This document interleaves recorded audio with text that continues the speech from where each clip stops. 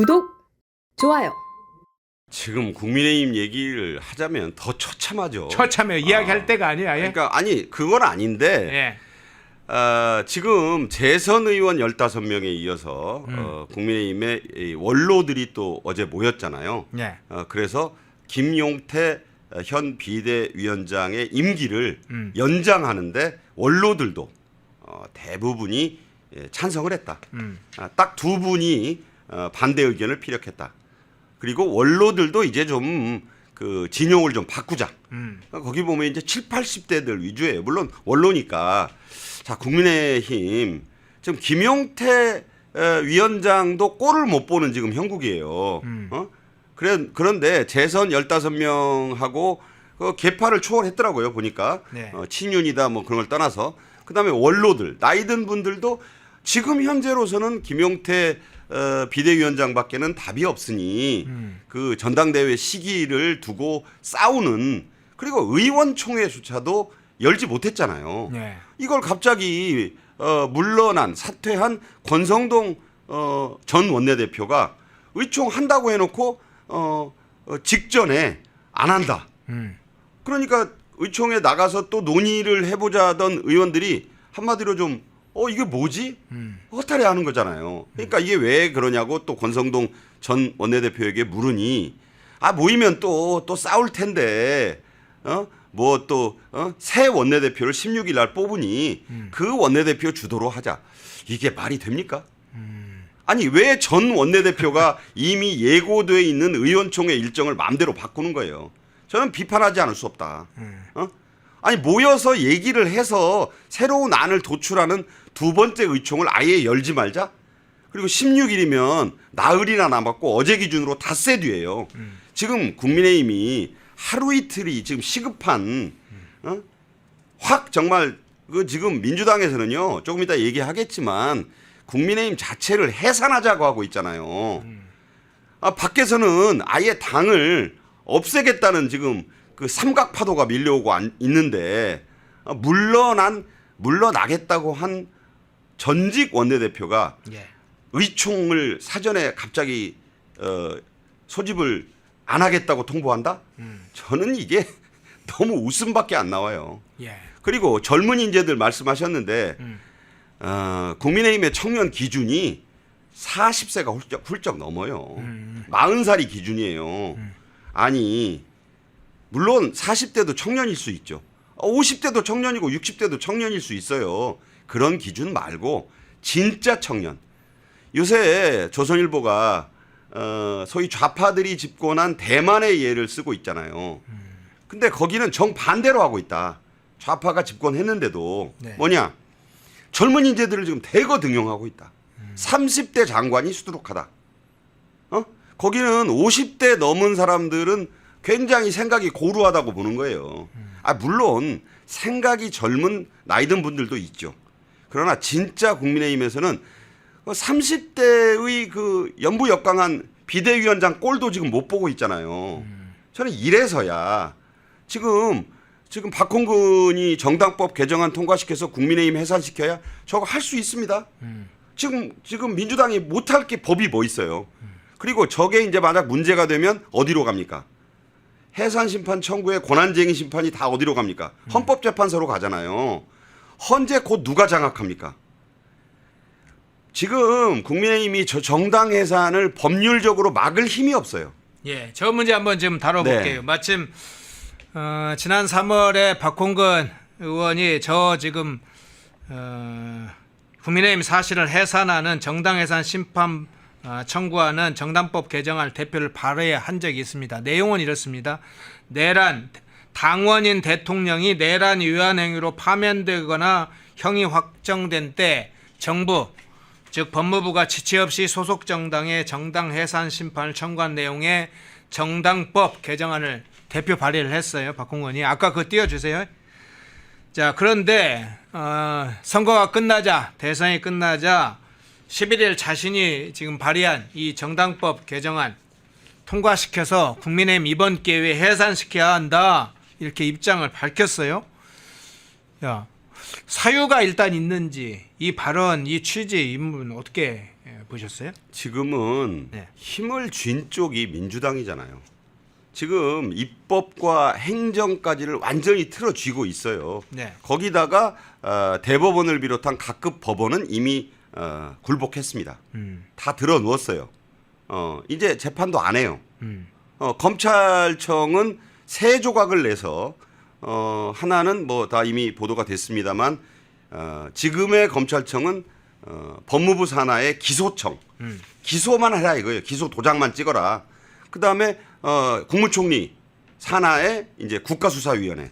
여기가 이제 총괄기관. 여기 장이 누가 됩니까? 김민석이 되는 거예요. 김민석이. 김민석 후보자가 되겠죠.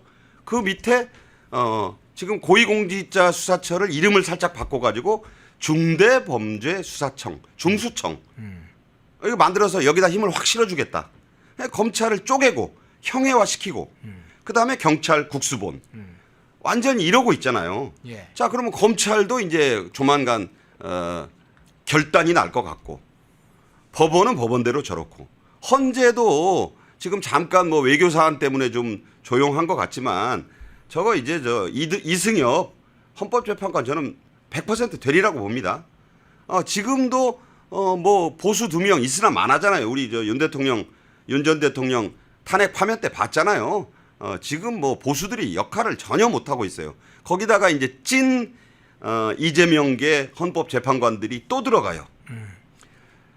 못할 게 없습니다. 정당 해산 심판 국회에서 걸잖아요. 아까 이유 말씀하셨는데 네. 내란 동조당이라고 하는 거 아니에요. 그렇죠. 그때 국회 본회의에서 그 통과시킬 때 그 별도의 장소에 그 의원들 모여 있었다는 거를 지금 내란에 동조했다고 보고 있잖아요.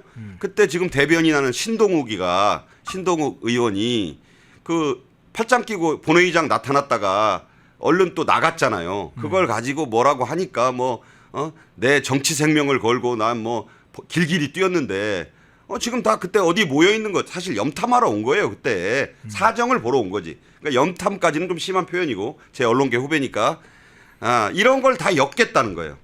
내란 동조당이라고 낙인을 찍으면 정당 해산 사유가 돼요. 근데 지금 국민의힘이 아무 막을 힘이 없어요. 107석 뭐 막을 힘이 없잖아요. 그러니까 법이 통과돼. 거부권 행사 안 해. 대통령 오케이 하겠죠.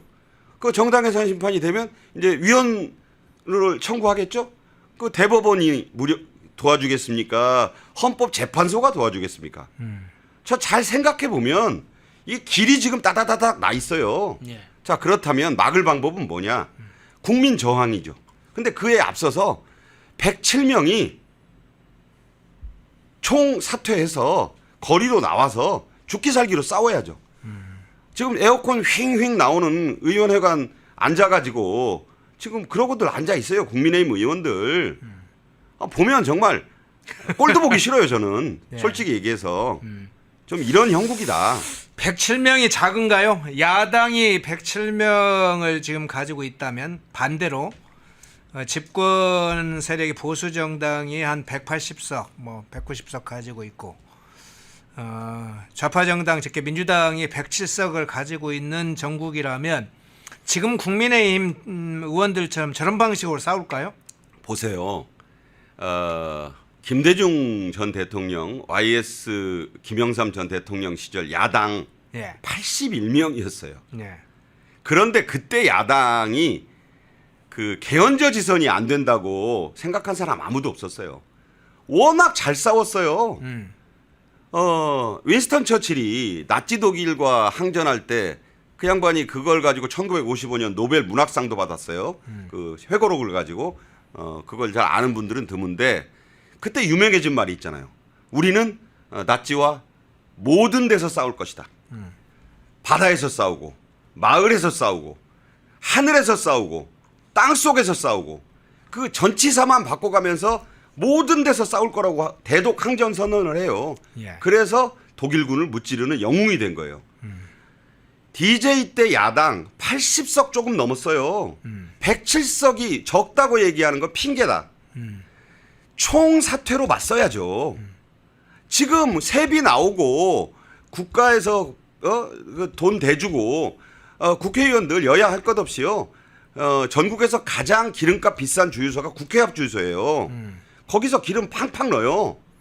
에어컨도 뭐 기사들이 그 기사님들이 이렇게 문 열어놨는데 아이고 추워 소리 안 나오면 깨진대요. 그 자기 돈이면 그렇게 하겠습니까?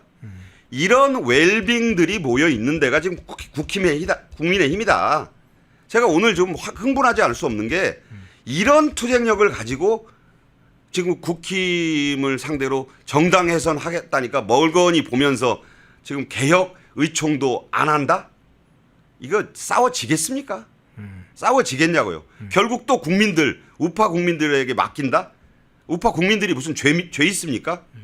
오늘 날씨가 30도가 넘고 앞으로 이제 7, 8월까지 푹푹 찔 텐데 좀 석고대대조 좀 하고 나와가지고 의원 불출마하겠다는 사람이 하나가 안 나오고 있잖아요. 오늘 아침에 김성태 전 의원이 어느 뉴스 전문 채널 나가가지고 그 얘기 또 하더라고요. 아니 파면, 참패, 이렇게 처참한 몰골을 당하고도 내 배지만 지키겠다고 앉아 있어요. 아니 의원 총사퇴하고 차기 총선 불출마 한 10명 이상 해야 되는 거 아니에요 좀? 이건 싸우는 당의 모습이 아닙니다. 그러니까 지금 이런 정도면 의원진들이 나 배지 내려놓겠다. 자 내려놓고 지금부터 싸우겠다. 지금부터 당의 어떤 변화를 위해서 사활을 걸겠다. 이재명 정부와도 싸우면서 보수 세력이 살 길을 찾겠다. 배지 이거 별거 몇 년 더 찬다고 큰일 나는 것 같지만 별거 없습니다. 사실은 국회의원 배지 권한을 가지고 있을 때 제대로 써야 그게 권력으로서 힘을 가지는 거지. 맨날 돌아다니면서 카드 쓰고 뭐 적당히 상임위에서 좀 고함 지르고 그러면 싸우는 끝나는 게 아니면 목숨 걸고 싸울 생각이 아니면 그 배지 아무런 의미가 없습니다. 뭐 그러니 저런 정도 정당이니 민주당이나 이재명 정부가 상대하기가 쉽겠습니까? 어렵겠습니까? 그 장면을 본래 이걸 그렇게 다루려고 한 건 아닌데 결국 국민의힘 문제로 돌아갔네요. 아니 우리가 일방적으로 네. 이재명 정부에 대한 비판도 하면서 예. 그러면 균형이 되고 좀 국민들이 50% 가까운 국민들이 마음을 둘 때가 있어야 되잖아요. 예. 이 현실의 답답함을 대안이 있어야 뭔가 좀 기다려 볼 텐데 네. 대안이라고 쳐다보면 더 불쾌지수가 치솟는 상황에서 마음 둘 곳이 없다 지금. 그러니까 나는 뭐 나가면 또 될 텐데 내 배지는 지켜질 텐데 이런 안일한 생각을 하고 있으니 이게 싸움이 되겠냐는 거예요. 아니 내 집을 없애겠다는데 그러면 뭐 영남 자민련 만들어서 나는 또 배지 달면 되고 그럼 뭐 누구는 또 한 20명 데리고 나가서 무슨 H당 만들고 이준석은 이준석대로 키우고 그러면 얼마나 이 절대 권력자가 좋아하는 말이 있어요. Divide and rule. 쪼개서 통치한다. 아시잖아요. 예. 그 정치학의 기본이에요. 뭐냐면 황제는 분할 통치를 원합니다. 2인자를 원하지 않아요. 강력한 2인자를 원하지 않아요. 그러니까 강력한 야당이 출현하는 것은 두렵죠. 똘똘 뭉친 야당. 그런데 107석 있는 국민의힘이 분열될 것 같아. 그리고 영남 자민련으로 하나 떨어져 나가고 뭐 개혁을 원하는 사람은 뭐 또 한동훈 전 대표가 정 안 되겠다 싶으면 뭐 교섭단체 한 20명 만들고 나가고 뭐 저는 하나의 상상 시나리오를 말씀드립니다. 이준석은 이준석대로 제 갈 길 가고 뭐 조금 이따 얘기하겠지만 하와이에서 이제 곧 돌아올 홍준표 선생께서는 뭐 신당 창당 얘기 계속 띄우고 자 190석이 넘는 거대 여당의 대통령까지 있는 집권 세력의 눈에 이 난쟁이들이 서로 분열되는 게 얼마나 고소미겠습니까? 아까 그 고소미란 말 나오잖아요. 쯧쯧쯧 잘하고 있군. 그런 거예요 지금 형국이. 예, 국민의힘 해산 문제 당연히 이 민주당에서 지금 이재명 정부가 노리고 있는 한 수입니다. 특히 이제 이 문제만 아니라 내란 특검 포함해서 3대 특검의 광풍이 불면 그 어디쯤에 본격적으로 국민의힘 해산을 시도를 할 겁니다. 정부 차원에서 그 권한을 가지기 때문에 법무부에서 나서게 될 텐데 그 전에 국민의힘에 당이 존재할 필요가 있는지를 먼저 생각을 해야 될 것 같아요. 현재 있는 국민의힘이 존재할 필요가 있느냐. 당 깨고 새롭게 당을 만들어야 되는 게 아닌가 저는 생각이 드는데 그 문제는 별개의 주제로 또 이야기를 할 기회가 있으리라고 봅니다. 자, 근데 그거와 별개로요. 신당 창당 문제가 홍준표 전 대구시장하고 이준석 의원 간에 뭐 신당을 창당할 것이란 이런 말이 나오고 있어요. 물론 이준석 의원은 검토한 바가 없다 하면서 일축을 했는데 정치권에서는 이거 좀 시나리오가 가능한 시나리오라고는 본다. 창당 가능성 있다. 이런 이야기 나돌고 있는데 실제로는 어떻게 보십니까? 자, 홍준표 전 대표는 이제 15일 전후에 온다고 그러잖아요. 예. 하와이에 오래 있었죠. SNS에 올라온 사진 보니까 하와이의 명소에 부인하고 가서 찍을 사진은 다 찍었더라고요. 저 정도면 네. 하와이 동서남북 중앙 뭐 안 가본 데 없겠구나. 이제 오실 때 됐죠. 양반 오기 전에 지금 계속 신당 얘기를 본인 입으로는 안 하는데 네. 그 청년의 꿈인가 그 커뮤니티에서 물으면 항상 답하는 게 있잖아요. 네. 알겠다. 알겠다 이렇게 얘기해요. 알겠습니다. 뭐냐? 그러면 이제 기자들이 해석을 분분하게 하죠. 오케이로 말한 거다. 거절의 뜻이다. 해석은 자유니까. 자, 신당 창당 얘기는 거기서 나온 겁니다. 그러니까 지금 자 이제 갈 때는 뻔하잖아요. 한국으로 돌아왔다. 자, 국민의힘은 탈당했고 정계 은퇴도 선언했다. 근데 정계 은퇴는 언제든지 뒤집을 수 있잖아요. 뭐 정계 은퇴라는 게 정치를 평생 업으로 삼은 사람이 관뚜껑에 못 칠 때까지 정계 못 떠나는 거예요. 예. 그러니까 와서 뭔가 활동을 해야 되는데 70만 그 유튜버로 그 돈 버는 재미에만 빠져 있을 수는 없잖아요. 워낙 이분이 그 슈퍼 관종이고 열이 많은 분이라. 그러니까 이제 또 정치할 거라고 봐요, 저는. 그러면 누구랑 정치를 하겠느냐? 시도 때도 없이 띄운 이준석밖에 없어요. 그러면서 이제 김종인 또 전 비대위원장, 그분은 뭐 이름이 하도 많으니까 정권 5개를 바꿔가면서 비례대표만 5번을 한 전무후무한 인물입니다. 기네스북에 이미 올라가 있어요. 그 기록 아무도 못 깹니다. 그러면 이제 김종인 상임 고문에 뭐 또는 뭐 홍준표 양상임 고문에 이준석 대표로 되는 신당 충분히 좀 가능하다고 보는데요. 이게 왜 그러냐면 지금은 이준석에 대한 제명 얘기가 물론 뭐 실현 가능성은 없습니다만 계속 뭐 40만 넘고 이제 이러잖아요. 예. 그러니까 본인이 지금 몸을 낮추고 있는 거예요. 말씀드렸지만 자기 지역구에서도 3등 했습니다. 45대 32대 14. 14가 이준석이에요. 예. 그러니까 지금 할 말이 없죠. 동탄 모델 그랬는데 동탄 모델이 그 돌메달과 같은 동메달에 그쳤으니까 지금 뭐 무슨 강아지도 자기 동네에서는 좀 먹어준다는 그런 그 시쳇말도 있는데 거기서 톡톡히 망신을 했잖아요. 하지만 지금 계속 이준석의 그 정치 활동을 들여다보면 SNS로 당원 가입해달라 그래요. 당원 가입 운동에 또 힘을 쏟고 있어요. 그러니까 당원을 자꾸 늘려서 290만 표 저번에 대선 때 나왔는데 290에서 91만 표. 본인은 8.34 나쁘지 않아 이렇게 생각할 거예요. 그러면 내년 6월 지방선거에 어쨌든 세력을 좀 불려서 이번에 젓가락만 아니면 10% 두 자릿수 넘었다고 생각하니까 여기에 홍준표나 김종인 같은 그 나름 또 젊은 층의 인기가 네. 있는 그런 그 원로들 아닙니까? 이렇게 힘을 모으면 국민의힘이 저렇게 지리멸렬 일패도지 자가당착하고 있으니 내가 좀 확장할 여지가 있겠다. 내 공간이 있겠다. 충분히 생각할 수 있잖아요. 그러니까 정치는 생물이고 15일 전후에 돌아올 홍준표 전 대표가 이준석하고 밥 먹을 수 있잖아요. 충분히 밥은 먹겠죠. 3자 회동도 할 수 있고 좀 지켜볼 대목이라고 봅니다. 두 가지 질문 한번 좀 여쭤볼게요. 이준석 대표는 사실 국민의힘 관계될 세력들 중에 친윤 세력과는 뭐 상당히 관계가 안 좋다는 거 다 알고 있습니다.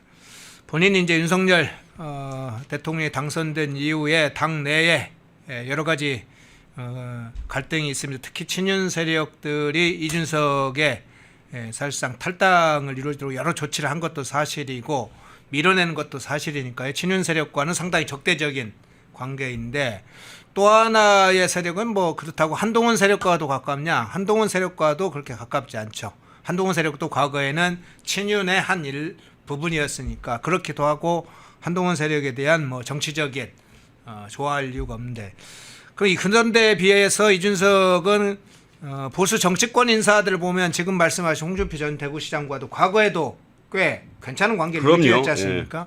오세훈 시장과도 꽤 가까운 정치적인 상황인데 그렇다고 볼 때 창당을 할 경우에 이준석이 상당히 중요한 역할을 할 수 있다. 이거 하나하고 또 하나 그러면 홍준표 전 대구시장이 그러면 나선다는 건 정계를 지금 떠나겠다고 했잖아요.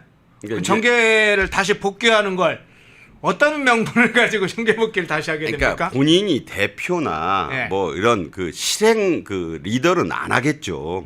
상임 고문이든지 예. 소위 킹메이커까지는 아니어도 뭐 멘토의 역할로 돌아올 수 있다. 그리고 제가 보는 지점은요. 내년 6월에 전국 동시지방선거 그 중에서도 서울시장입니다. 예. 여기는 누가 차지하느냐에 따라서 이재명 정부 1년 차에 치러지는 일종의 초반 어떤 중간 평가 성격이 있어요. 매우 중요한 선거다. 그런데 보수 세력으로서는 지금 오세훈 서울시장이 지키고 있지만 여기를 내줄 경우에는 정말 설 자리가 없다. 그리고 이재명 정부로서도 이재명 정권으로서도 이 서울시장을 딱 찾아오는 것이 그들의 입장에서는 대단히 중요하다. 내년 지방선거 핵심이겠죠. 뭐 1차에 가장 중요한. 오른쪽 예. 대한 동국은 정해졌다니까요. 예. 대한 서국도 정해졌다. 인천 경기시장 지사 이거 해보나 마나요. 제가 오죽하면 저기 호남 지역은 그 몇백억 원 들어가는 선거 비용 들이지 말고 지방선거 때 민주당 공천자들에게 그냥 당선장을 발부하는 것이 그 돈으로 좋은 일에 쓰는 게 좋겠다. 뭐 이렇게까지 얘기를 할 정도니까. 그런데 서울시장은 정말 건곤일척의 대회전이 될 수밖에 없다. 그러면 지난번 대선의 서울 성적표를 쫙 펴놓고 보면 이게 간단치 않아요. 김문수 후보가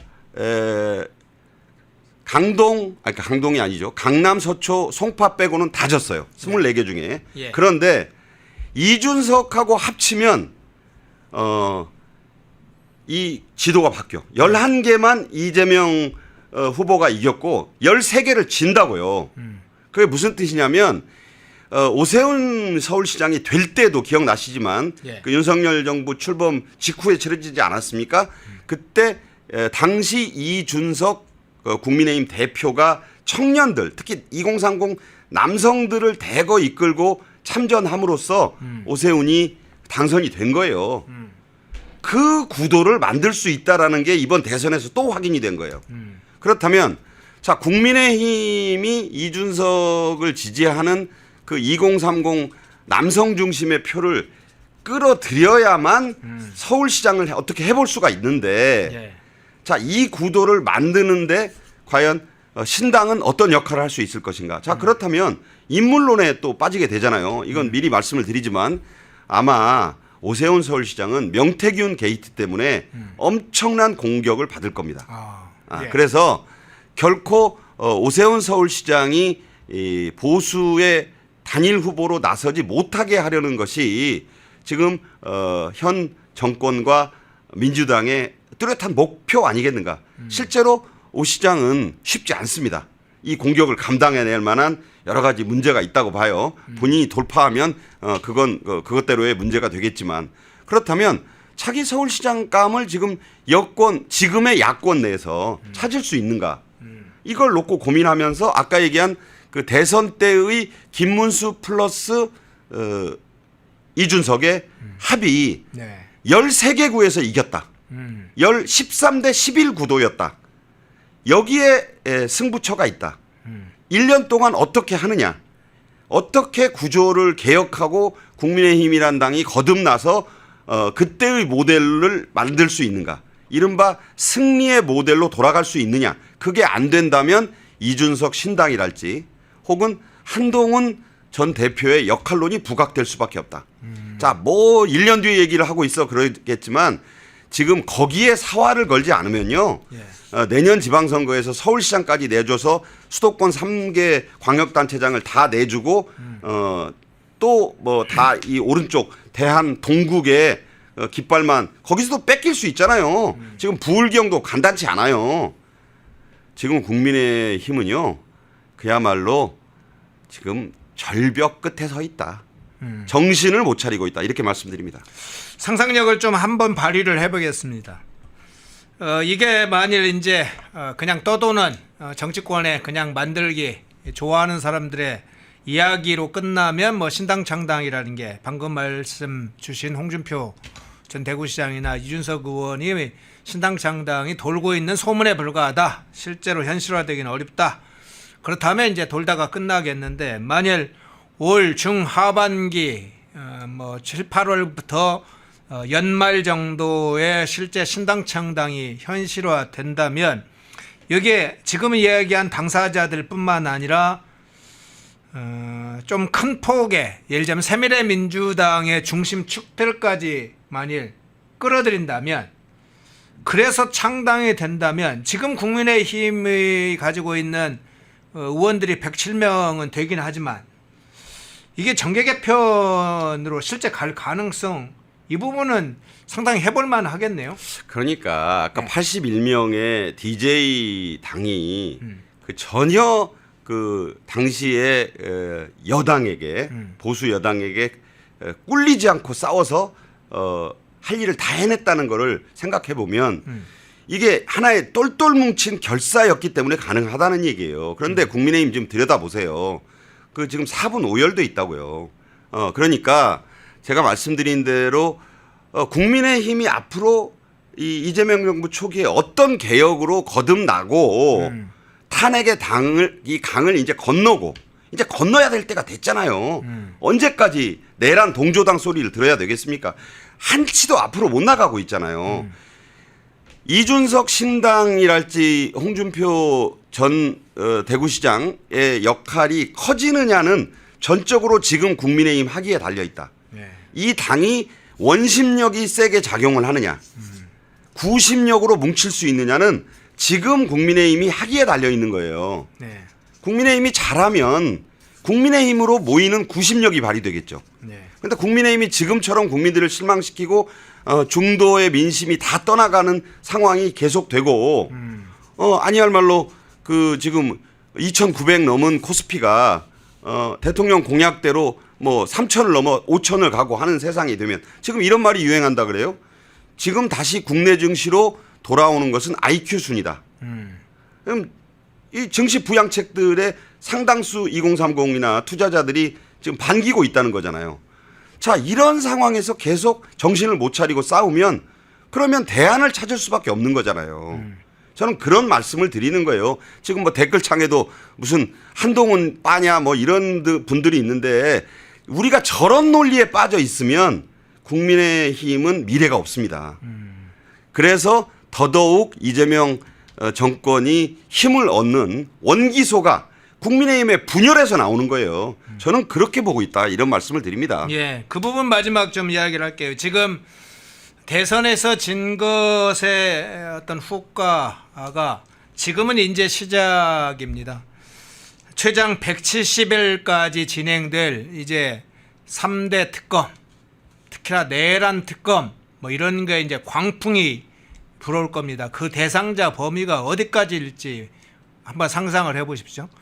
최순실, 최서원 특검 때도 당시에 특검이 엄청나게 여론을 장악해서 꼼짝을 못했어요. 저 당시에 보수 세력들이 광야에서 싸웠지만 이제 계속 그 특검에 의해서 그리고 검찰로 이어지는 특수부의 수사 이런 게 엄청 눌려서 적폐청산 정치 보복으로 이어졌는데 이번에는 훨씬 더 10배, 20배, 30배 강도가 일어날 것입니다. 그런데 자, 이런 상황에서 계속 우리는 호불호를 계속 이야기를 하고 있습니다. 누구는 안 좋아, 누구는 나빠, 뭐 계속 개인의 호불호를 중심으로 생각하고 있어요. 우리 보수 진영이 지금 궁지에 몰리는 게 아니라 지금 떨어지고 있습니다. 그냥 벼랑 끝에가 있는 게 아니라 벼랑에서 지금 이미 밀려가지고 떨어져 있는 상황이고 딱 바닥에 이제 추락하면서 머리가 깨지냐 그 순간만 남아 있는데 아직도 이제 조금 밀리는 국면으로 생각하면 안 됩니다. 완전히 그냥 벼랑에서 밀려가지고 떨어지고 있는 중입니다. 그러면 이제 개인 호불호 문제가 아니라 지난 대선 때도 이제 사실은 추진했던 저는 지금 야권에서 오히려 반 이재명 연합전선에 대한 필요한 이게 정당으로 필요하다면 연합정당으로도 방향을 이제 틀어야 된다. 국민의힘이 잘 싸우고 있다면 국민의힘 중심으로 하겠는데 국민의힘이 싸울 의지나 능력이 지금 있는지에 다 의심하고 있어요. 그러면 새로운 틀을 만들어야 될 것 같은데요. 그러니까 아까 말씀드렸잖아요. 네. 그 재선 15명과 원로들의 대다수가 김용태 비대위원장의 임기 연장에 찬성을 했다.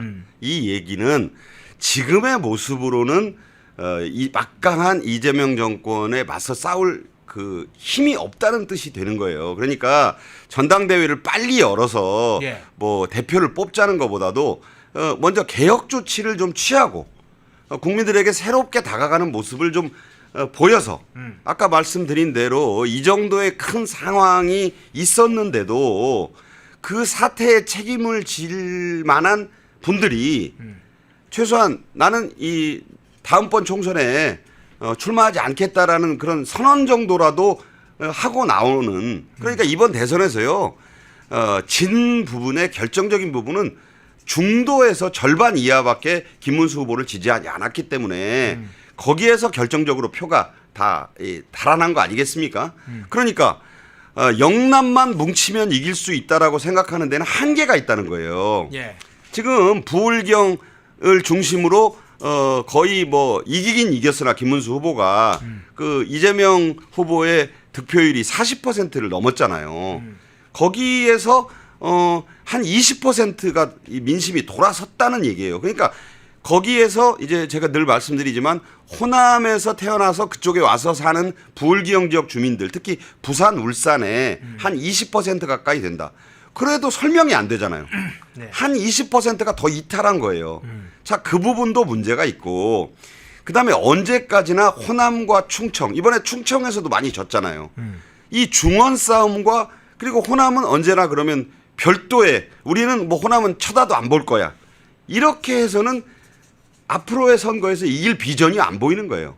그쪽의 대의원도 좀 늘리고 전국 정당화로 가야 될 거 아니에요. 제가 자꾸 영남 자민련 하는데 지금 TK를 중심으로 나는 뺏짓할 수 있어 라는 의원들이 자기 기득권을 내려놓고 좀 뭔가 변화하는 모습을 보여주지 않는 한 이게 미래 기약이 어렵다. 자꾸 이런 생각을 하게 되는 거예요. 그러니까 이런 데서 그 열린 마음으로 지금 이 정당 개혁을 먼저 서두르는 입장. 어차피 6개월에서 1년 동안은 할 게 없어요. 아까 그 특검 얘기하셨잖아요. 예. 7월 11일쯤에 이제 특검들이 임명이 되면 그때부터 수사가 시작돼요. 하루 종일 특검 브리핑을 할 겁니다. 그것도 3개 특검이에요. 거기다 플러스 1.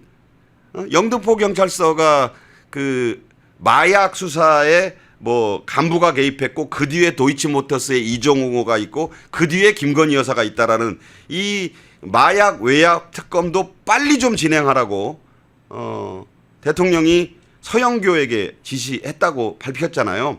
지금 김병기가 그 본인 아들의 그 취업 청탁 때문에 비틀대고 있기 때문에 제가 보기에는 민주당 원내대표는 서영교가 될 가능성이 대단히 높다고 보는데 예. 이거는 서영교 곧 민주당이 이제 새 원내대표를 세우고 그다음에 이제 대표가 만약에 뭐 박홍근이 박찬대가 되든 또 뭐 정청래가 되든 그 진영을 갖추고 나면 이제 내란 특검에 모든 걸 쏟아부을 겁니다. 1년 정도 하면서 거의 지금 국민의힘의 기존 의원들이 어디까지 이 기소되고 그 감옥에 들어갈지 저는 상상이 안 돼요. 이거를 만약에 모르고 있다면 아니한 것이고, 저는 좀 이런 그 위기가 지금 그 코앞에 왔는데 그 비커 속에 그 개구리가 물이 따뜻하니까 자기 곧 삶아질지 모르고 밖으로 튀어나가지 않는다는 그 이야기 있잖아요. 지금 그런 상황이 지금 와 있다. 왜 이 심각성을 못 느끼는가? 꼭 해산을 당해야 됩니까? 상대방의 칼에 의해서 내가 수술 당해야 돼요? 스스로 수술해서 새로운 사람으로 거듭나야 될 거 아닙니까? 그 얘기를 왜 국힘을 까냐? 왜 국힘을 비판하냐? 특정 인물을 왜 얘기하느냐? 이러는 한 우리가 이 막강한 이재명 정권에 맞서 싸울 힘을 스스로 빼는 것이다. 이런 충정을 좀 이해해 주셨으면 좋겠다. 이런 말씀을 드립니다. 예.